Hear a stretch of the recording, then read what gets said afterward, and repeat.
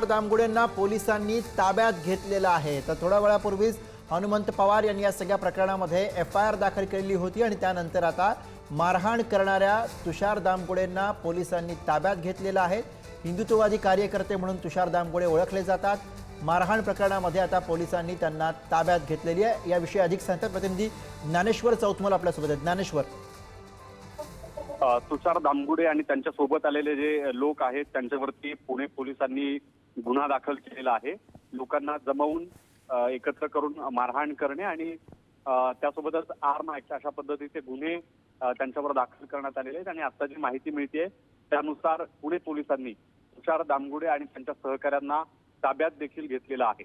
गुरुप्रसाद, ज्ञानेश्वर, तुषार दामगुडे एकासोबत आणखी कोण कोण जण होते ज्यांच्यावरती आता गुन्हे दाखल झालेले आहेत? गुन्हे दाखल करत असताना पोलिसांनी हनुमंत पवार यांनी नेमकं काय म्हटलं? गालफाडे नावाची एक व्यक्ती, राठोड नावाची व्यक्ती आणि गौड नावाची एक व्यक्ती, हा सगळा जो मारहाणीचा प्रकार घडला त्यावेळी दामगुडे यांच्यासोबत उपस्थित होते अशा पद्धतीची माहिती पुणे पोलिसांनी दिली आहे। बरं, धन्यवाद ज्ञानेश्वर आपण दिलेल्या सगळ्या सविस्तर माहितीसाठी।